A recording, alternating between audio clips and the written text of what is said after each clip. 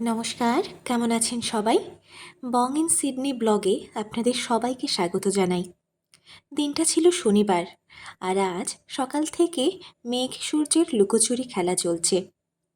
অস্ট্রেলিয়াতে এখন শীতকাল, তা যেমন শীত তেমনি ঝড়ো হাওয়া।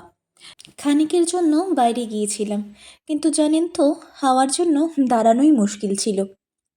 নীল আকাশে এরকম প্যাঁচাতুলো মেঘ দেখলে বাড়ির কথা খুব মনে পড়ে। এখানকার বাড়িগুলো কীরকম অদ্ভুত, আমার দেখলে না মনে হয় যেন সিনেমা দেখছি।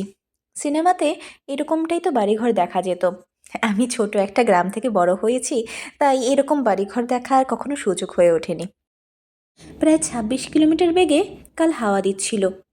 যেমন কনকনে শীত তেমনি ঝড়ো হাওয়া, বাইরে দাঁড়ানোটাই মুশকিল। রাস্তাঘাটে দেখছেন একটাও মানুষ নেই, এই সব বড় বড় গাড়ি আর বাড়ি। এখানে প্রায় বাড়ি লিজে নেওয়া। এখানে যারা লিজে নেয় তারা ওই বাড়িটাতে ভাড়া দেয়। এই যে সামনে যে বাড়িটা দেখতে পাচ্ছেন, এই বাড়িটাতেই আমি থাকি। সামনে যে গ্যারাজের পোর্শনটা দেখছেন, ওই পোর্শনটাকেই কোনোরকমভাবে ওরা সারাই করে একটা রুম বানিয়েছে, ওখানটাতেই আমি থাকি। চলুন এবার তাহলে ঘুরে নেওয়া যাক। এই যে দেখতে পাচ্ছেন 19 লেখা, ওটা কিন্তু বাড়ির নম্বর। ওর অনেক গল্প আছে, অস্ট্রেলিয়ার অনেক রুলস রেগুলেশন সব আছে, একে একে বলবো। দেখুন, বাড়িতে ঢোকার সময় এই সবুজ, লাল, হলুদ সব ডাস্টবিনগুলো রাখা আছে।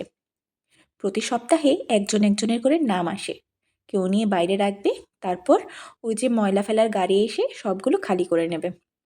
চলুন তাহলে বাড়িটা একবার ঘুরে নেওয়া যাক। বাড়িটা দুটো ভাগে ভাগ করা রয়েছে। আজকে কিন্তু সবটা ট্যুর দেবো না, খানিকটাই বলবো।